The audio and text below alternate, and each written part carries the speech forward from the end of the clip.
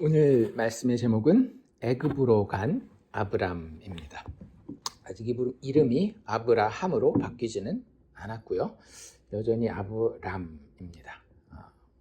여러 가지 부족한 점들 많이 있는 그런 모습을 우리가 지난주부터 보고 있죠. 지난주에는 어떤 내용 살펴봤어요?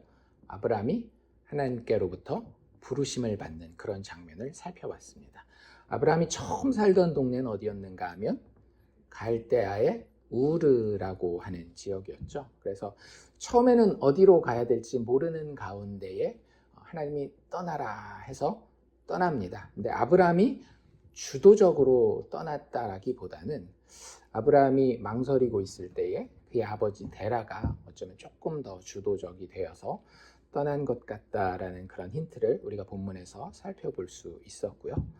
그럼에도 불구하고 어쨌든 그들은 떠났고 떠나서 그들의 여정을 쭉 이어가는 과정 가운데에 하나님이 원하시는 마지막 도착지가 가나안이라는 것을 알게 됩니다. 그런데도 그들은 가나안에 도착하기 전에 어디에 살게 되는가 하면 하란이라고 하는 땅에서 살게 돼요. 그래서 거기서 그냥 편하게 잘 먹고 잘 살면 좋겠다라는 생각을 아마 일정 부분 가졌던 것 같고, 그래서 거기서 꽤나 재산을 모읍니다. 하지만 하나님은 한 번 부르신 자를 절대 포기하지 않으셔요. 우리 예전에 부르심에 대한 이야기를 봤죠. 그래서 하나님은 절대 자신의 부르신 자들을 세상에 머물도록 두지 않으십니다. 그래서 하란에 머물고 있었던 아브람과 그의 가족을 다시 부르셔요. 그게 12장 1절이었죠. 여호와께서 아브라함에게 이르시되 너는 너의 고향과 친척과 이번에는 누구 집까지? 아버지의 집까지 떠나서 내가 네게 보여줄 땅으로 가라. 그리고 그 즈음에 일어났었던 사건이 뭐였어요? 아버지 데라가 사망하는 사건이었습니다. 나이가 많이 들었으니 그때 죽어도 별 이상은 없는 거지만 하나님께서는 우리가 별것 아닌 자연스럽게 일어나는 일마저도 다 하나님의 일을 이루고 하나님의 백성들을 움직이는 데에 사용해 나아간다라고 하는 사실을 이런 이야기들을 통해서 우리가 깨달으면 좋을 것 같다라는 생각이 들어요. 그래서 그제서야 아브라함은 이제 하란을 떠나서 그때 나이가 75세였다라고 이야기를 하고 있죠. 자기 아내 사레와 조카 롯을 데리고 그 하란에서 모은 모든 재산과 사람들을 이끌고 가나안 땅으로 향해 갑니다. 그리고 결국에는 가나안 땅에 도착하죠. 그래서 이 모든 과정에서 우리가 생각해 봤었던 건 무엇이었는가 하면 아브람은 부족하지만 누가? 하나님이 자신의 열심으로 아브람을 이끌고 가시는 그러한 모습을 보았습니다.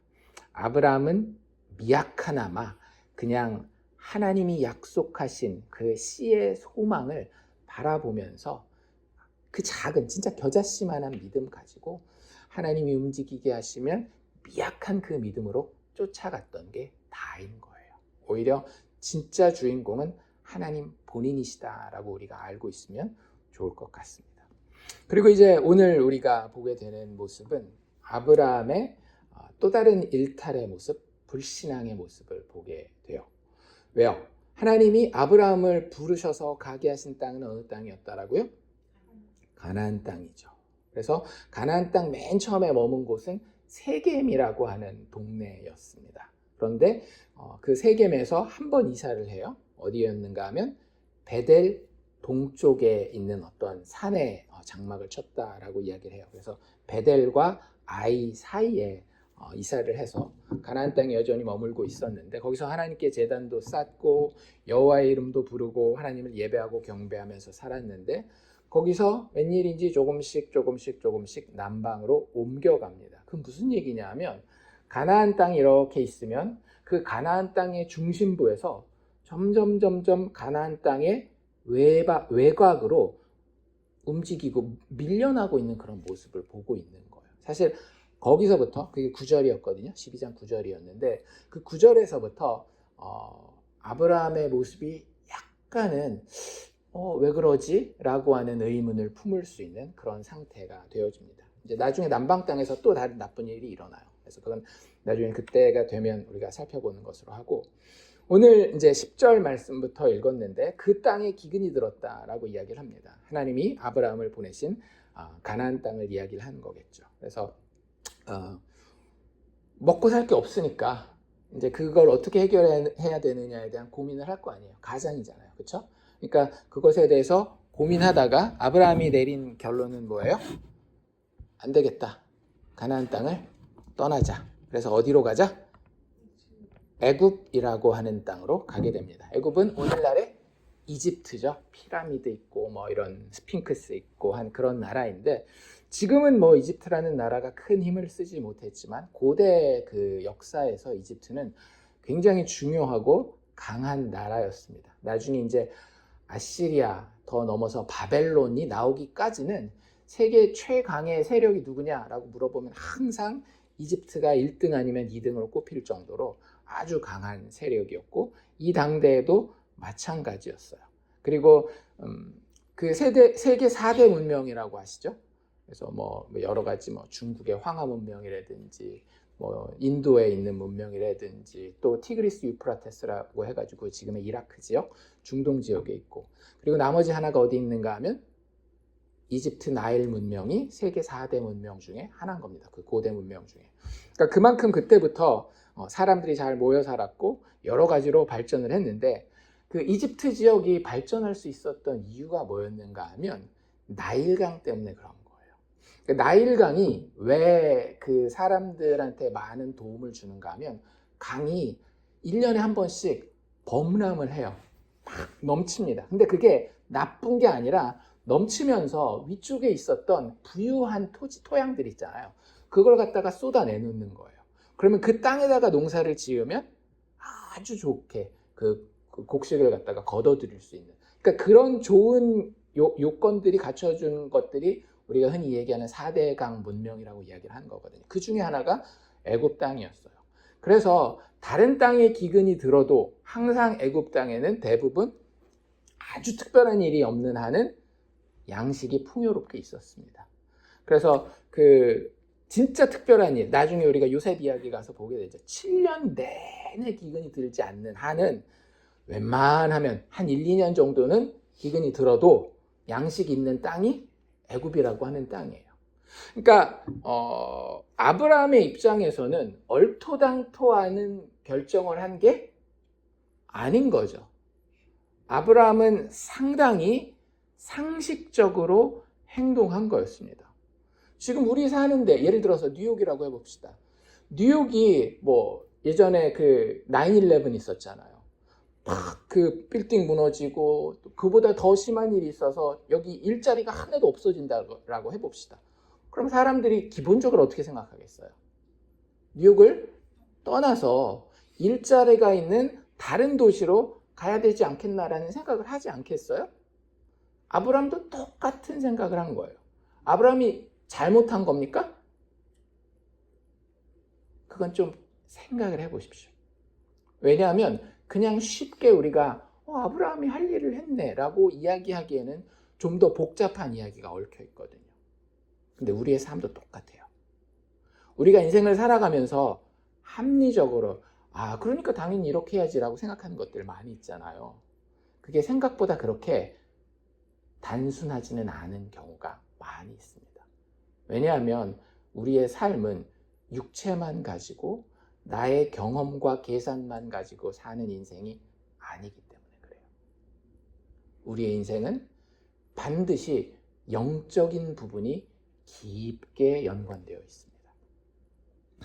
자, 어디로 갔다라고요? 애굽으로 갔다라고요. 애굽은 어떤 곳입니까? 제가 방금 말씀드린 것처럼 참 풍요로운 동네이긴 해요.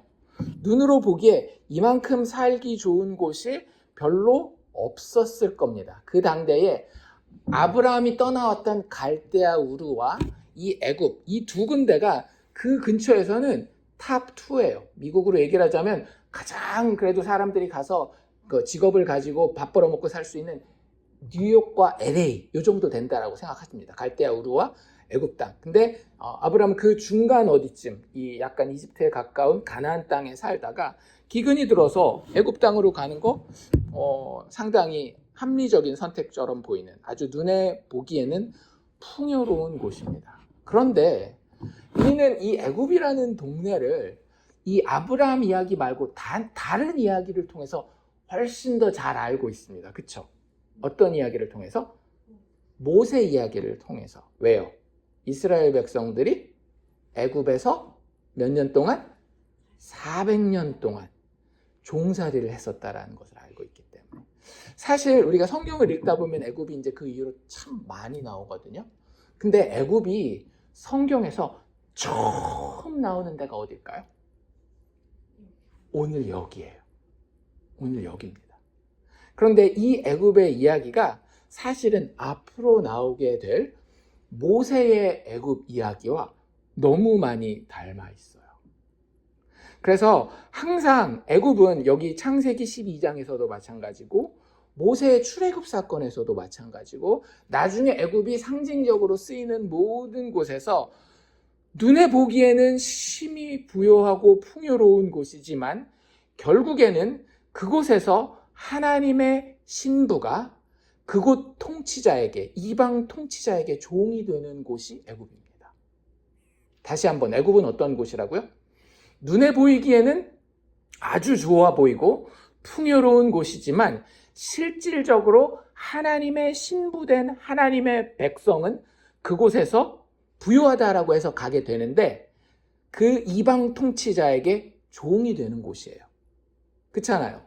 나중에 출애굽 때 어때요? 이스라엘 백성들이 그 흉년이 들어서 갔었지만 결국에 400년 내내 대부분은 무슨 역할을 하는가 하면 그곳에서 노예 역할을 하게 되는 곳이 애굽이라고 하는 곳입니다.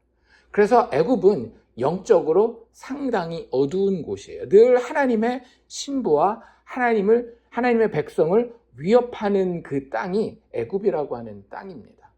그래서 나중에 그 사도 바울이 갈라디아서에 가면 하나님의 백성을 누구라고 소개하는가 하면 그 약속받은 자, 그 사라의 후손들을 하나님의 백성이라고 이야기해요. 근데 그 하나님의 후손들, 하나님의 백성들을 괴롭히는 자를 누구로 얘기를 하는가 하면 아브라함에게는 사라 말고 또 다른 아내가 있었죠. 사실은 첩이었는데 그게 누구예요? 하갈이라는 여인이 있었어요. 그래서 하갈에게서는 누가 나와요? 이스마엘이 나옵니다. 아내 사라에게서는 이삭이 나오지만 그 전에 아브라함이 불신한 가운데에 하갈을 취해서 낳은 아들이 이스마엘이에요. 그리고 나중에 이삭이 태어났을 때에 이스마엘이 어떻게 해요? 멸시하고 괴롭혀요. 그러다 이제 쫓겨나긴 하지만. 그런데 참 재미있는 건 뭔지 아십니까? 이 하갈의 출신이 어딘지 아세요? 애굽이에요.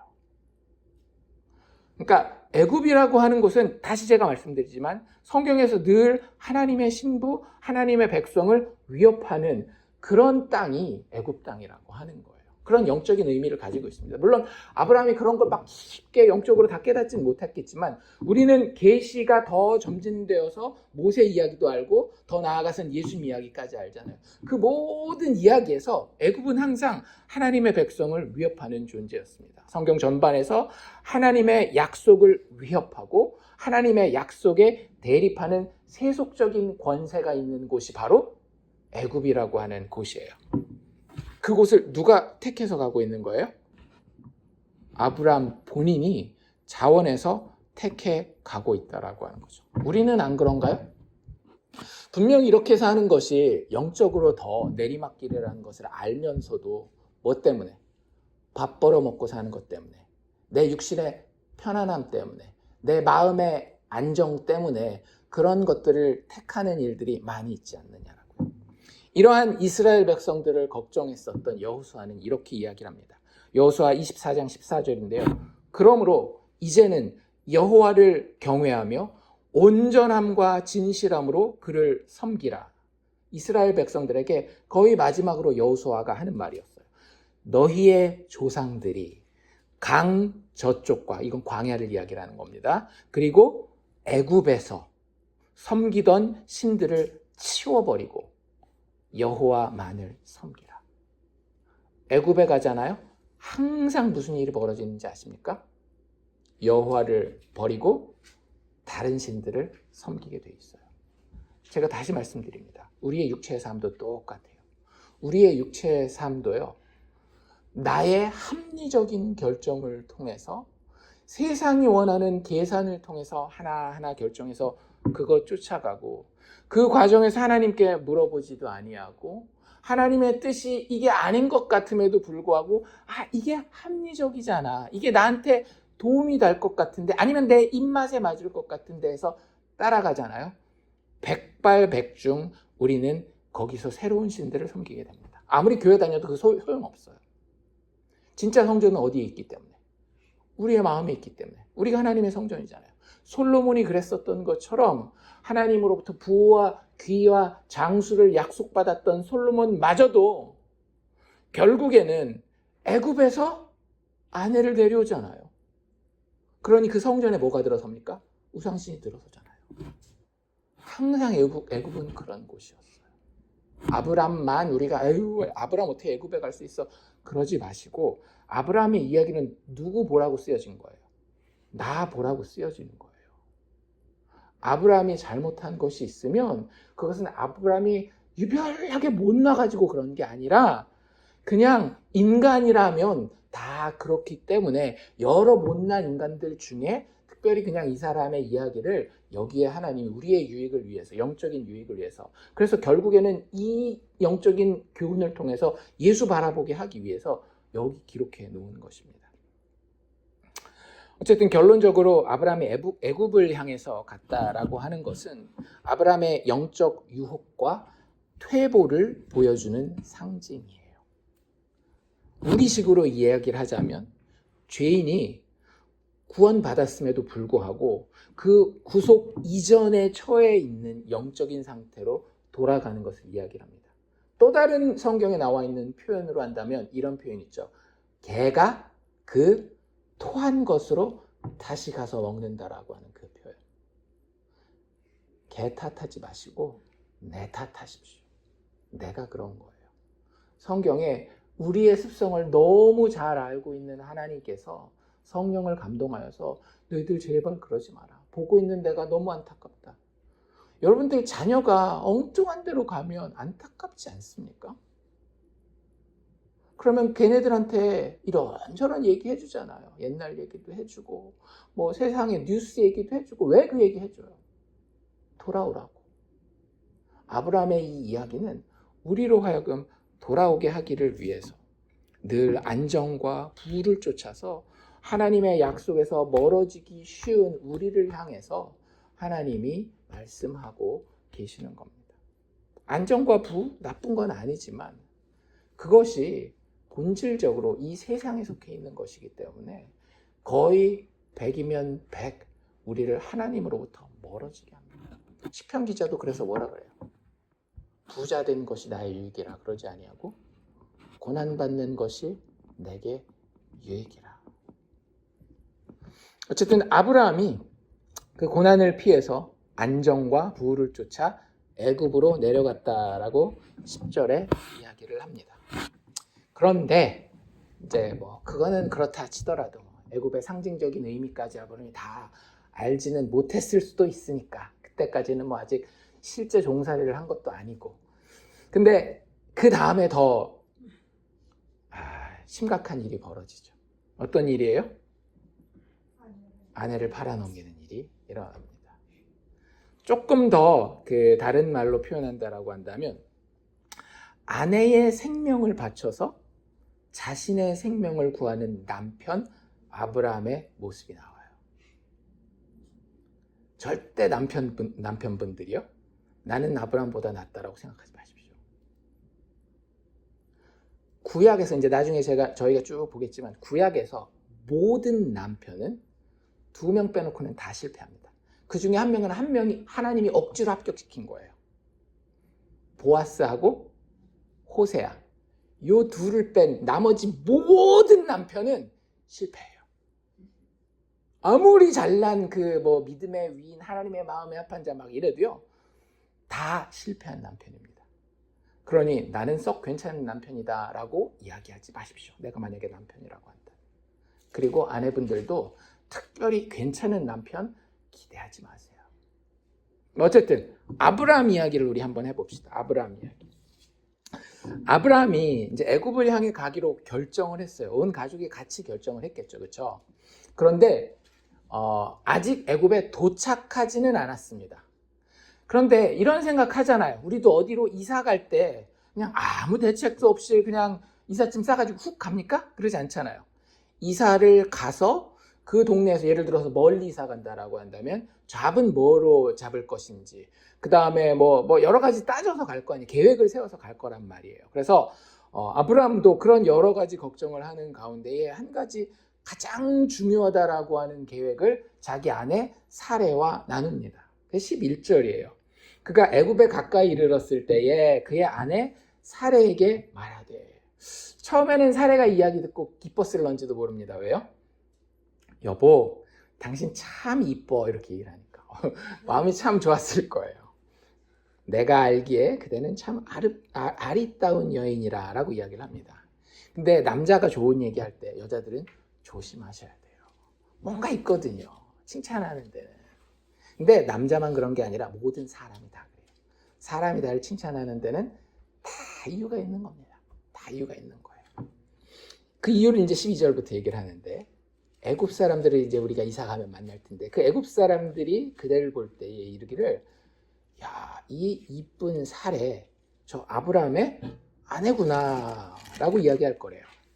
그런데 옛날에도 마찬가지, 지금도 마찬가지, 좋은 걸 보면 가지고 싶은 마음이 있죠. 그래서 견물생심 아닙니까?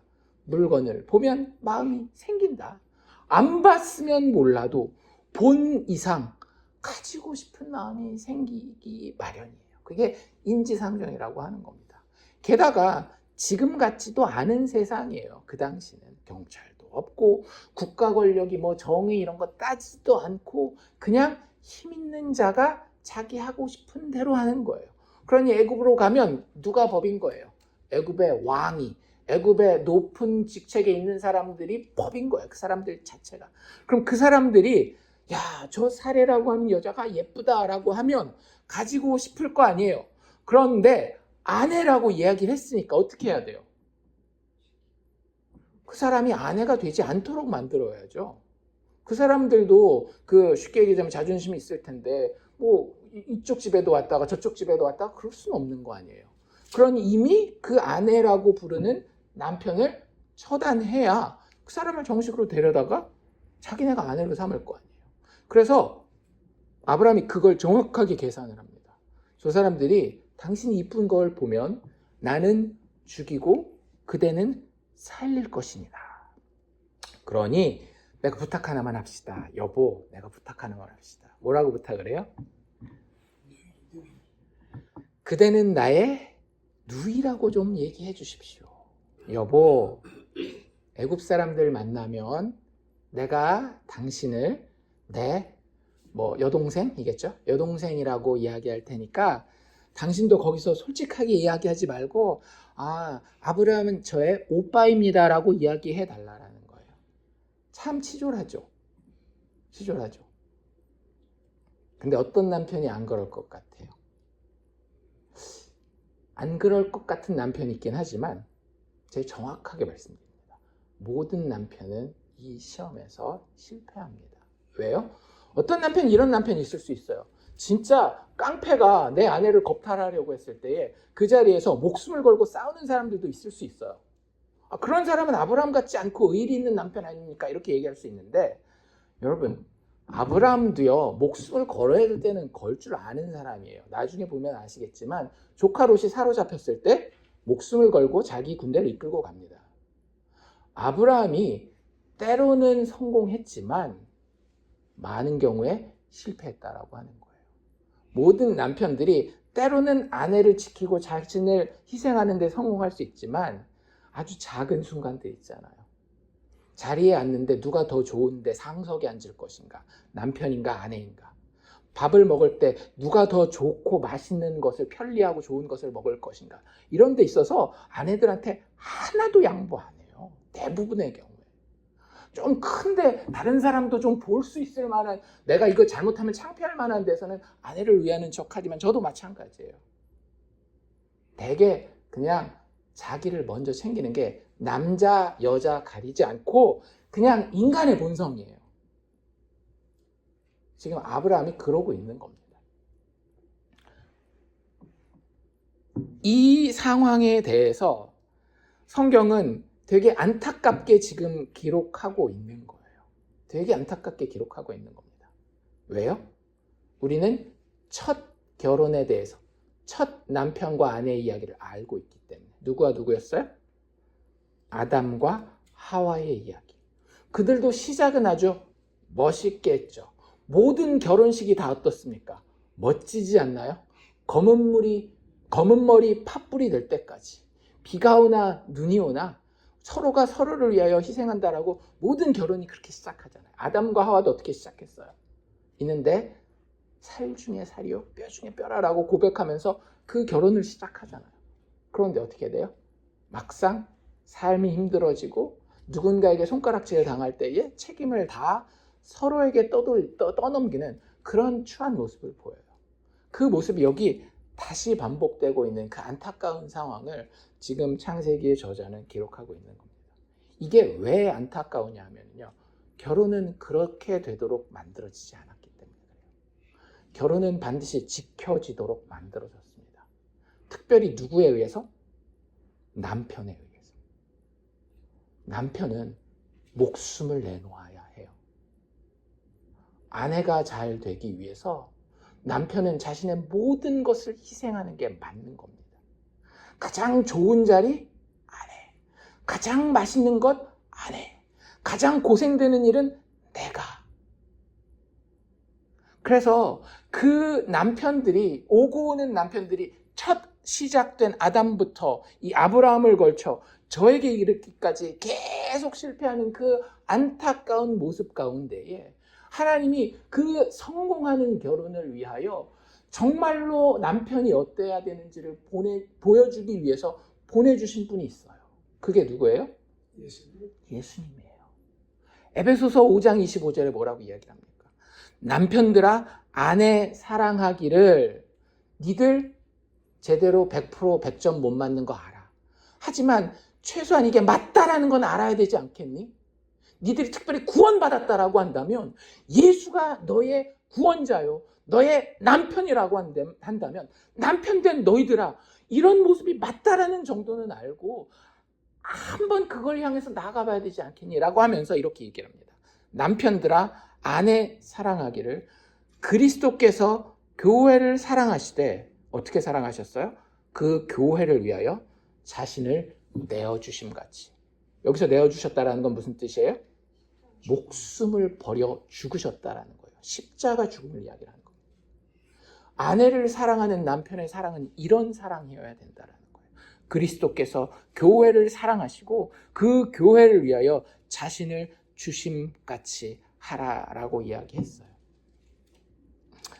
그런 진짜 하나님이 원래 원하셨던 남편의 모습과 세상에 존재하는 저 같은 남편의 모습은 너무 다르다라고 하는 거죠. 왜요?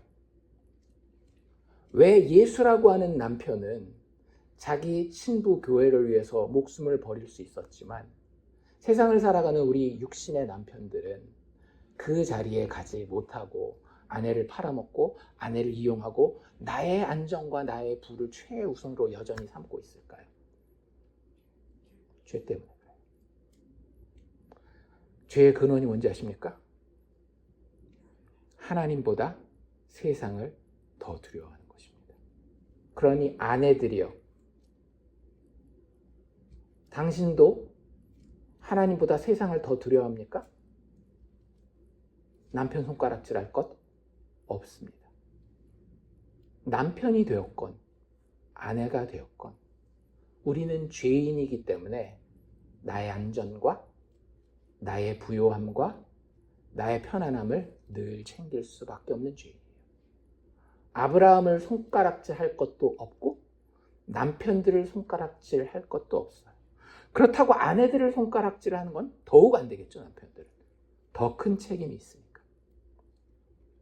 그 때문에 아브라함은 자기 아내를 쉽게 얘기하자면 팔아먹는 거예요. 하나님을 두려워하십니까? 세상을 두려워하십니까? 여기에 우리의 기도의 싸움이 있는 겁니다. 제가 회개 기도하라고 예배 때마다 말씀드리잖아요. 제가 가끔 가다가 소리가 들릴 때가 있어요. 그러면 저 기도는 지금 하는 기도가 아닌데 이런 기도들이 있습니다. 어떤 기도냐면 하나님 예배 잘 드리게 해주십시오. 하나님 신앙생활 잘 드리게 해주십시오. 그거는 평상시에 다른 때 기도해 주세요. 목사를 위해 기도하는 기도도 다른 때 하세요. 회개 기도 때는 딱 뭐만 하면 되냐면요. 회개 기도하면 됩니다. 근데 왜 회개 기도들을 잘 못하시는가 하면 이유가 이것 때문에 그래요. 죄가 뭔지 모르기 때문에. 대부분 죄를 뭐라고 생각해요? 도둑질하고 거짓말하고 이런 것들, 그 간음하고 이런 것들을 죄라고 생각하니까 교회 열심히 수십 년 다닌 분들은 그런 거 잘 안 하잖아요. 그러니까 회개할 게 별로 없는 거예요. 제가 10분 드리잖아요. 그럼 분명히 1분도 안 돼서 기도할 거 없어서 회개 기도하는데 기도할 거 없어서 그냥 멀뚱멀뚱 목사님 언제 끝나나 이러고 있을 거예요. 그런데 회개 기도 시키면은요, 여러분들이 1시간, 2시간씩 하실 수 있어야 돼요. 종교개혁자 마틴 루터라고 들어보셨죠? 그가 수도원에 있었거든요. 수도원에 있는 사람들이 마틴 루터를 엄청 부담스러워했습니다. 그래서 만나기 싫어. 왜 그랬는지 아세요?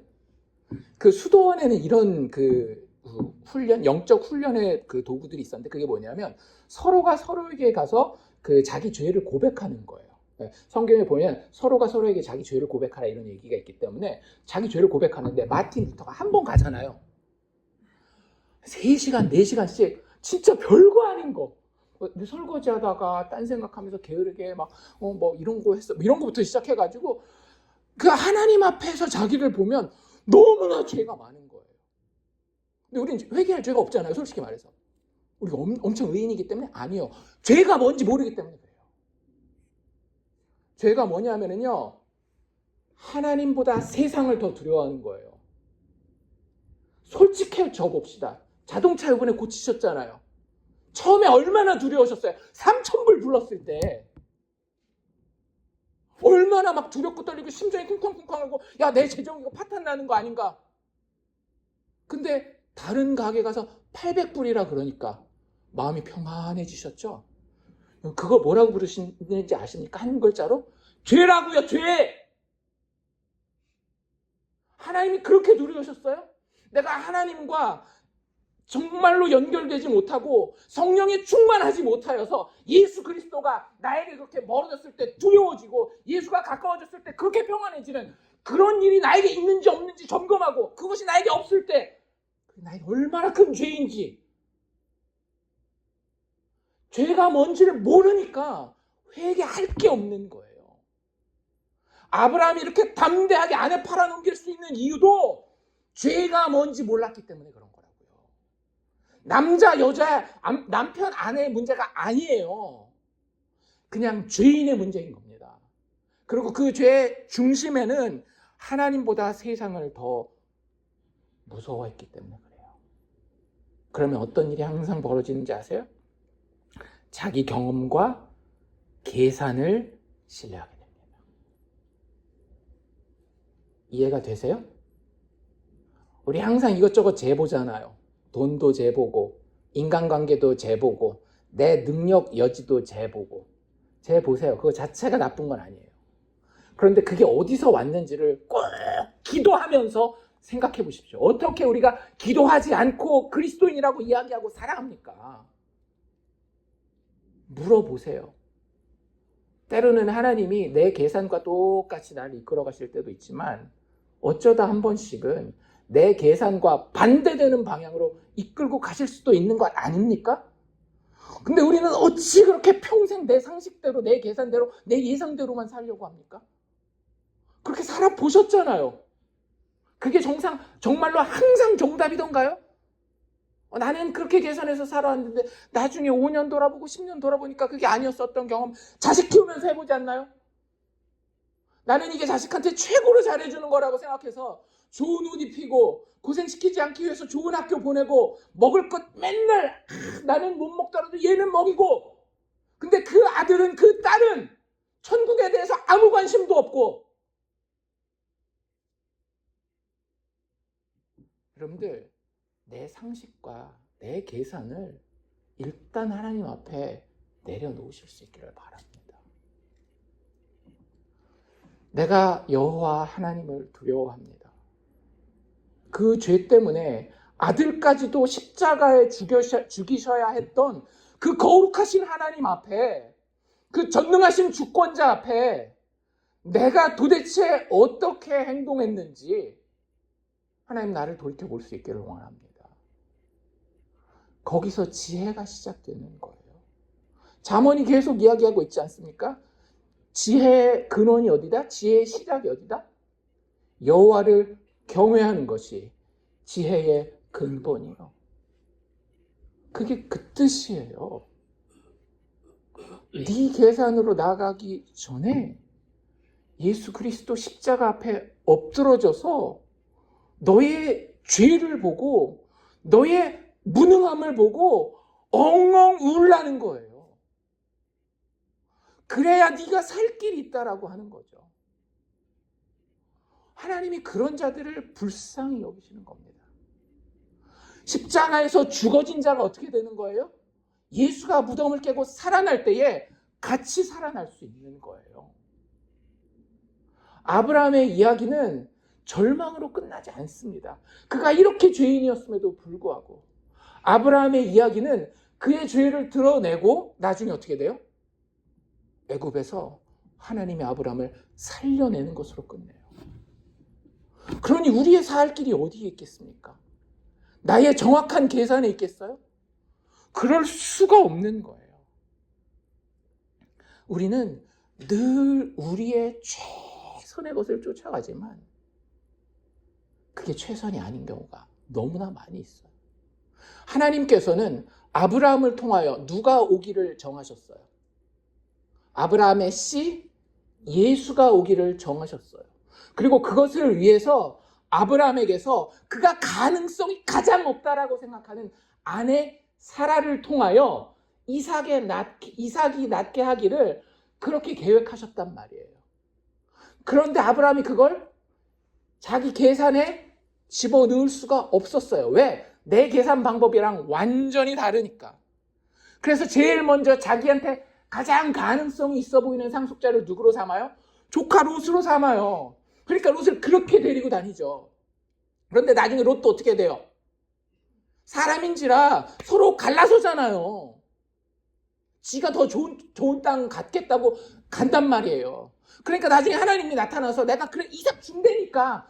근데 자기 계산에서 벗어나질 못하고 어떻게 해요?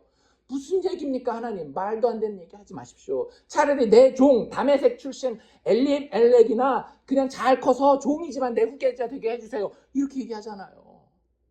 하나님 그것도 아니라고 하니까 나중에 어떻게 해요? 그럼 제가 아예 낳겠습니다. 첩으로 아가를 들여가지고 이스마엘 놓는 거 아니에요. 지금 여기도 그 이야기 하고 있는 거예요. 아브라함이 도대체 무슨 생각을 하고 어떤 구상을 하고 있는지, 하나님의 약속의 씨인 이삭이라고 하는 것에 대해서 아직 그 이름도 알지 못하지만 기다리지 못하고 하나님의 것을 포기하고 있는 그 연약한 남편, 남자, 죄인 아브라함의 모습을 여기 보여주고 있는 겁니다.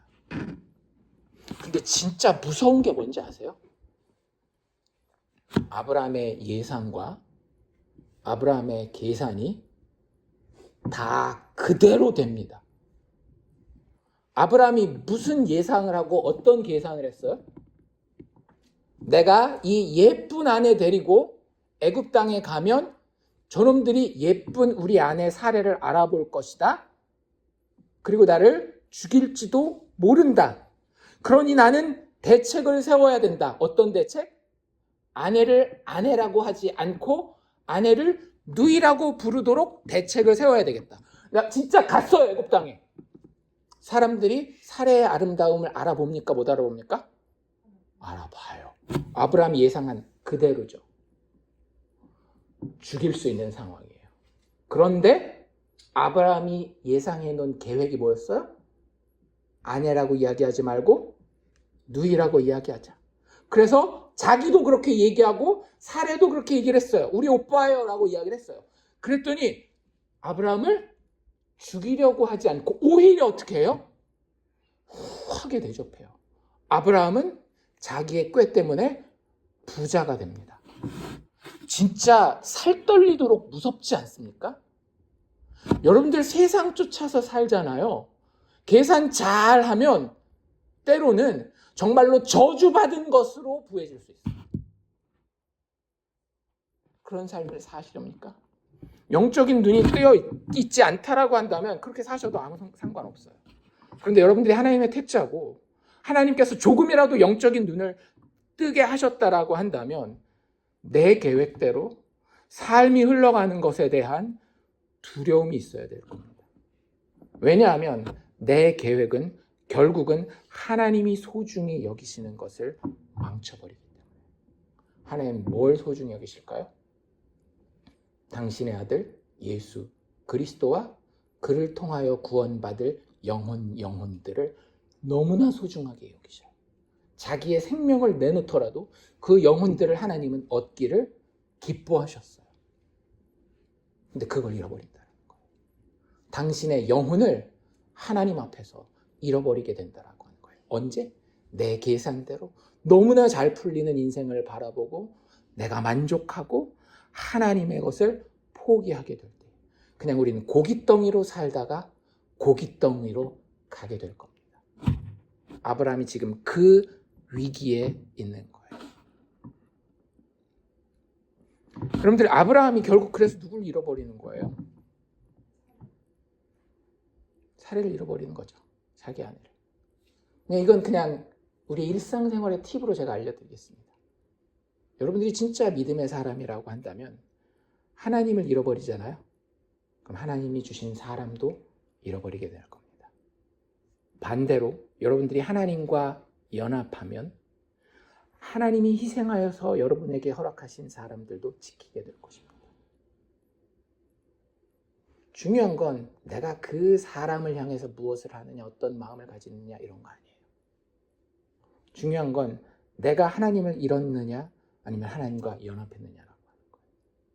아브라함은 하나님을 잃었고 자기 아내를 잃을 위기 가운데 처하게 됩니다. 그래서 이 모습에서 우리는 예수를 발견하는 거예요. 제가 아까 말씀드린 것처럼. 그러니까 구약 성경에서 예수가 드러나는 여러 가지 방법이 있다라 그랬죠. 예수님과 비슷해서 예수님이 드러나기도 하지만 이런 건 아닌데 이렇게만 끝날 수 없는데 라는 모습에서 우리는 진짜 소망을 바라보게 돼요. 남편이 이럴 수는 없는데 그렇다면 우리는 누굴 바라보게 돼요? 참된 남편을 바라보지 않습니까? 그게 누구예요? 신랑이신 예수인 거예요. 그래서 요한계시록이 성경이 어떻게 끝나요? 어린 양과 그를 위하여 준비된 신부의 혼인잔치로 끝나잖아요. 우리에게 이 신랑이 있음을 이 못난 아브라함이라고 하는 남편을 통해서 성경은 기대하게 만드는 겁니다. 우리의 육신의 삶에서도 마찬가지예요. 나에게 꼭 남편만 아니라 할지라도 남편이 됐건 아내가 됐건 나를 100% 만족시키지 못하는 배우자가 있다 할지라도 그게 중요한 게 아니에요. 오히려 그 상황은 나로 하여금 누구를 더 바라보게 해요? 나의 참된 신랑 예수를 더 바라보게 하는 거예요. 어떤 사람들은 이렇게 얘기를 합니다. 예수 믿으면 가정이 화목하고 남편이 희생하고 아내가 사랑해야 그게 이 하나님의 영광을 돌리는 유일한 길이라고. 아니에요. 그렇게 해도 하나님의 영광 돌리는 거 맞습니다. 그런데 결혼이 너무너무 힘들어요. 남편이 교회 다닌다라고 하는데 막 집에만 오면 막 나를 패요. 아니면 아내가 교회에서는 막 되게 그 예수를 잘 믿는 기도 많이 하는 권사님인데 집에만 오면 막 개판이에요. 여러분들 그때 그 상대방이 정말로 하나님 앞에 신실한 자라고 한다면 인간 배우자는 이렇게 모자르니 나에게는 바라볼 배우자가 남편이 단 한 분 예수밖에 없구나. 그래서 그 자격이 안 되는 배우자 때문에 예수를 더 깊이 바라보게 되면 그 결혼은 성공한 결혼이에요. 우리가 결정하는 게 아니에요.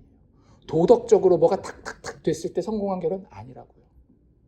예수 바라보게 하면 그건 세상적으로 힘들어도 성공한 결혼이고 둘이 막 서로 막 맨날 깨가 쏟아져도 예수로부터 우리끼리 너무 좋으니까 맨날 여행이나 다니고 좋은 거 맛있는 거나 먹으러 다니고 하면서 예수로부터 점점 멀어진다라고 한다면 그건 실패한 결혼. 어쨌든 이 결혼의 모습은 예수를 바라볼 수밖에 없도록 우리를 이끌고 가고 있습니다. 그래서 결국에 아브라함은 그냥 부자로 살고 사례는 남의 집에 첩으로 들어가서 그렇게 살다 끝나나요? 우리는 이야기를 읽었으니까 그 결론을 알아요. 어떻게 돼요? 하나님께서 이 모든 상황을 고쳐내십니다. 누가 아브라함을 애굽에서 구원하는가? 정답은 하나님이라고 합니다. 아브라함은 문제의 근원, 하나님은 해결의 근원으로 이 창세기 12장에 나와 있는 아브라함의 애굽 이주 사건을 우리에게 잘 그려주고 있습니다. 이게 중요한 이유가 뭐냐면요, 그 영화나 드라마에도 예고편이라는 게 있잖아요. 그리고 어떤 물건을 만들려고 하면 그 물건을 한 번에 딱 만들어내는 게 아니라 그 프로토타입이라고 해가지고 원형이라고 하는 걸 먼저 만들고 거기서 이제 구체적인 걸 나중에 딱 이렇게 만들어서 제품을 내놓는 거거든요.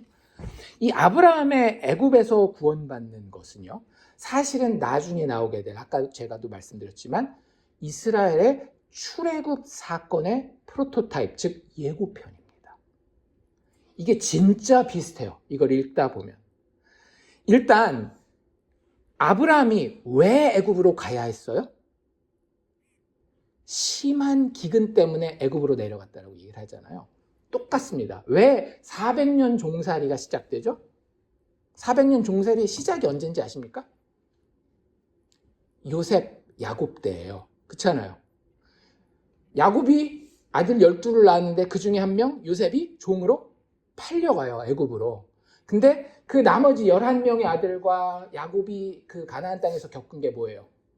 심한 기근. 7년 동안 애굽에도 그 식량이 많지 않을 만큼 심한 기근이 있었잖아요. 그러니까 이게 지금 똑같다니까요. 아브라함 사건과 출애굽의 시작과 똑같은 거예요. 그리고 결국에 그들이 그 기근의 문제를 해결하기 위해서 어떻게 해요? 애굽으로 가는데 그 쓰는 표현 자체가 애굽으로 내려갔다라는 표현을 두 군데 똑같이 쓰고 있어요. 그리고 거기 가서 어떤 일이 벌어져요? 이방 왕의 지배를 받죠. 여기도 바로의 지배를 받고 거기서도 처음에는 뭐 좀 잘해주는 것 같지만 그건 아주 짧은 기간이었고 400년 대부분은 아주 힘들게 이방 왕의 통치하에 놓이게 됩니다. 그리고 참 재밌는 건 뭔지 아세요? 두 상황 다 남자는 죽음의 위기에 처하고요, 남아있는 여인은 종살이를 합니다. 이게 무슨 얘기냐면 지금 애굽 내려갔을 때 아브라함은 어떤 위기를 맞아요? 처음에 죽을 위기를 맞이하잖아요. 예쁜 아내 때문에. 그리고 아내 사례는 어떻게 돼요? 말을 좋게 아내로 데려갔다 그랬지 이미 바로에게는 아내가 있었을까요? 없었을까요? 많이 있었어요. 그렇기 때문에 그 아내로 삼았다라는 표현보다는 그거 나중에 나오긴 하지만 아내로 뭐 이렇게 내가 했다라고 얘기를 하지만 그러기도 쉽지 않은 게 자기 궁으로 불러들였대요. 옛날에 그 조그만 나라 백제만 해도 의자왕이 궁녀가 몇 명이었대요? 3,000명이었대요. 다 예쁘고 그랬겠죠. 근데 의자왕 얼굴도 직접 못 본 사람도 많을 거예요. 3,000명인데. 왕은 어떻게 하는 거예요? 자기의 권세를 드러내기 위해서 그냥 이쁜 사람들을 그냥 그 기념품 모으듯이 모으는 거예요.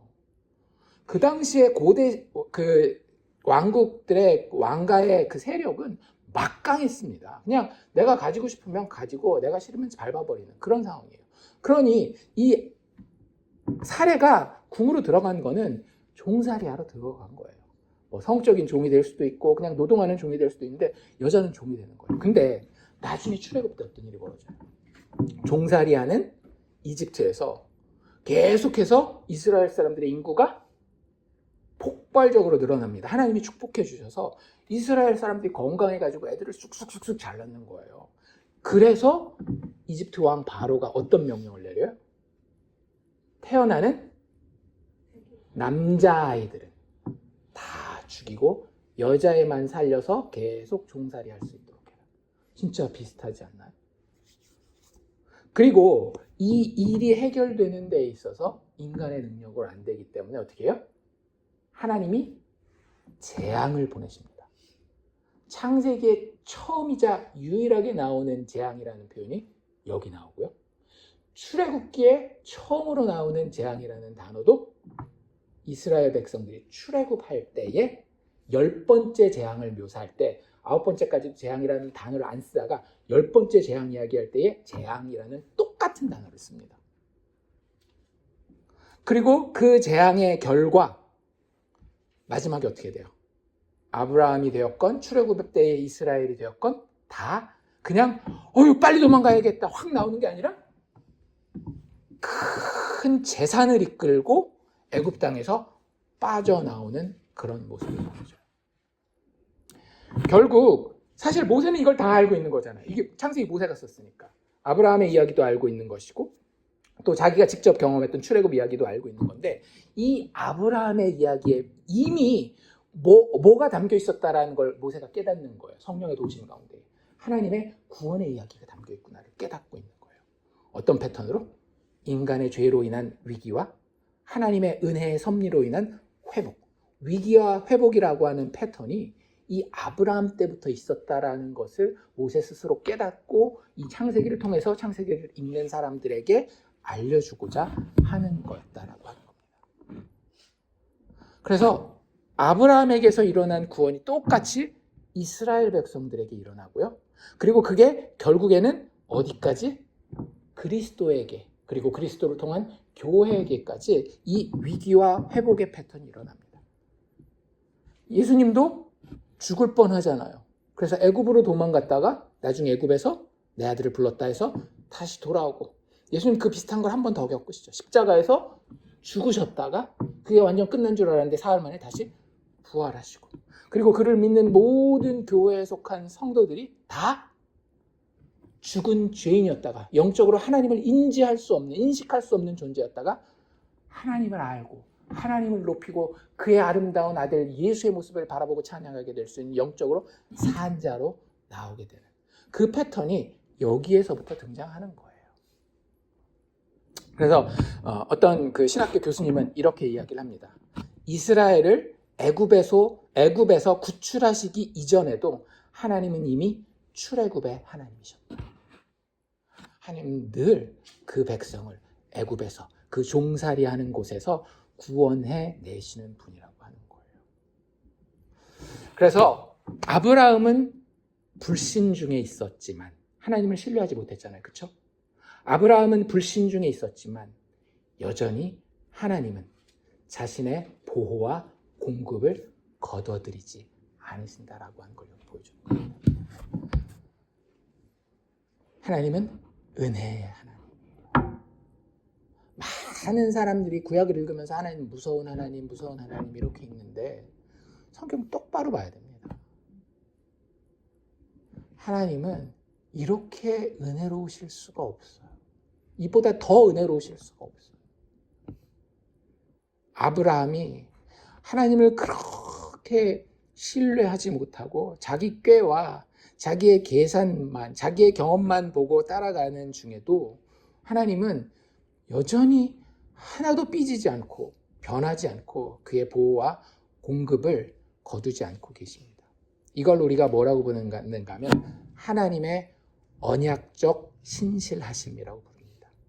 하나님이 약속해서 구하기로 하신 자, 하나님이 부르신 자, 하나님이 택하신 자는요, 그 인간의 불신앙에도 불구하고 그 언약의 결말대로 반드시 구원해내고야 마시는 그 일이 하나님이 하시는 일이라고 하는 거예요.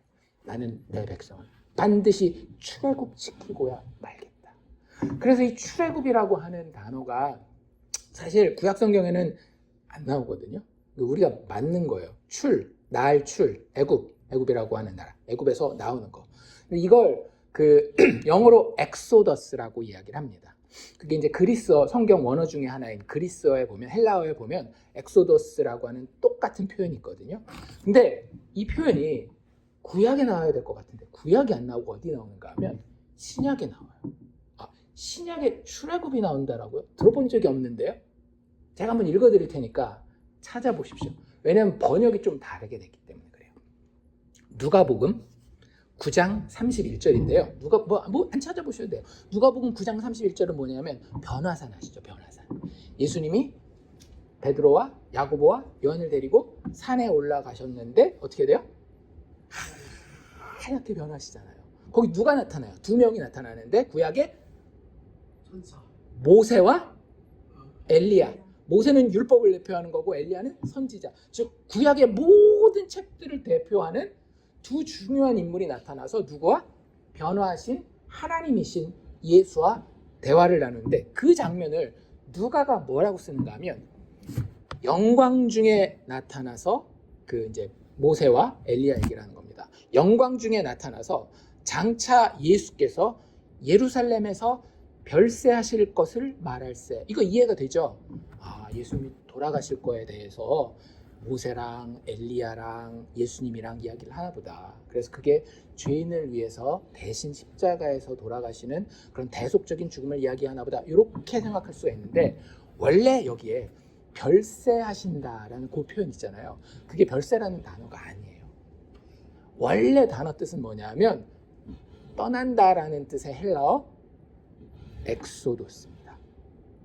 출애굽이라는 단어. 그럼 제가 다시 한번 읽어볼게요. 모세와 엘리야가 그 변화산에서 영광 중에 나타나서 장차 예수께서 예루살렘에서 출애굽하실 것을 말하였어요. 예수님 뭐 하신다라고요? 출애굽하신다라는 거예요. 예수님을 노예처럼 묶어놓기 원하는 어둠의 세력, 마귀의 세력이 있었잖아요. 그래서 예수님을 어디로 끌고 가요? 죽음의 종살이 하도록 무덤으로 끌고 내려가잖아요. 그런데 예수님은 어떻게 해요? 성령의 능력 가운데에 하나님의 은혜로 그 애굽 같은 사망의 권세를 깨뜨리고 일어나서 출애굽하시는 그 이야기입니다. 근데 진짜 놀라운 건 뭔지 아십니까? 그 예수께서 십자가 밑에 내려와 주님, 나는 이제 아무것도 아닙니다. 오직 주님만이 내 인생의 주인이시고 나의 구원자시고 나의 유일한 남편이십니다 라고 고백하는 그 사람들을 예수님이 그 애굽에 내려가셨을 때에 자기와 함께 끈으로 꽉 묶어서 자기가 출애굽할 때 어떻게 한 거예요? 다 내리고 나온 거예요. 살리신 거예요. 그게 우리가 받은 거예요. 지금 아브라함이 여기서 경험하고 있는 이 출애굽이요, 누구의 이야기인 거예요? 예수와 그와 연합한 우리의 이야기라고 하는 거예요. 진짜 놀랍지 않습니까?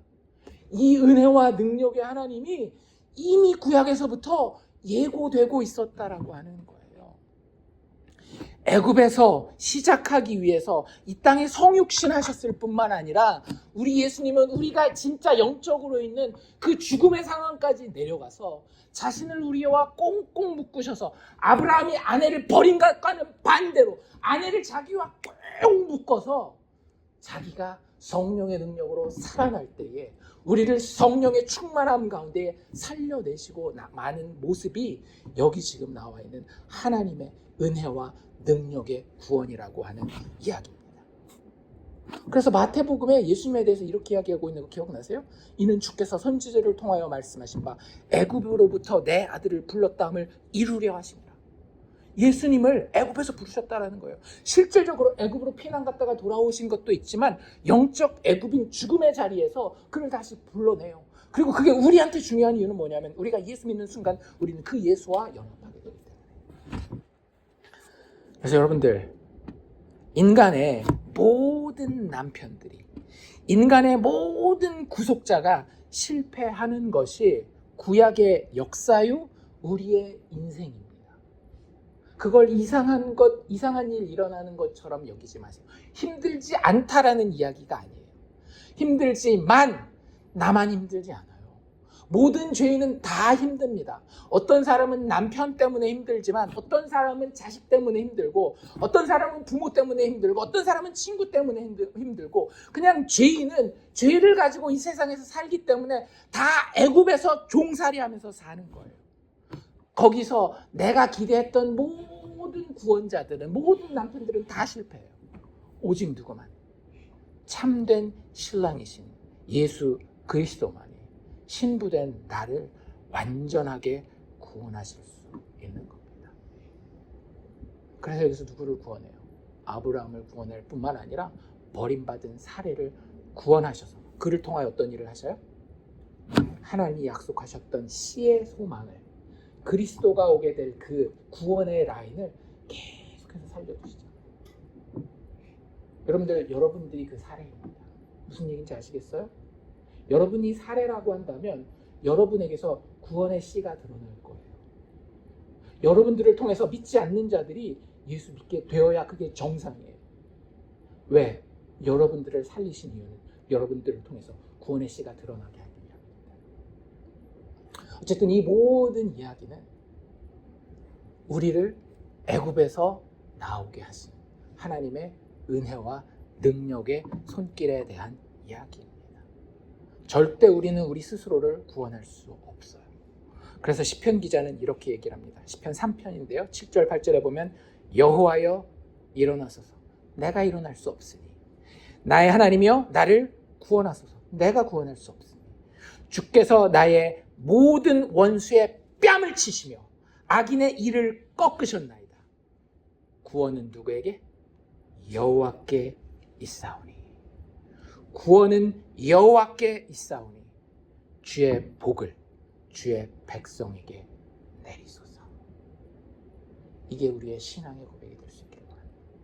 우리의 참된 신랑 되신 예수 그리스도와 그의 십자가를 바라보며 우리 죄인을 위해 함께 애굽된 이 땅에 이 세상에 임하셔서 우리를 자신의 묶어 구원하시는 구원자 예수, 우리의 믿을 만한 신랑 예수를 늘 신뢰하며 우리의 삶을 살아가기를 주의 이름으로 축원합니다.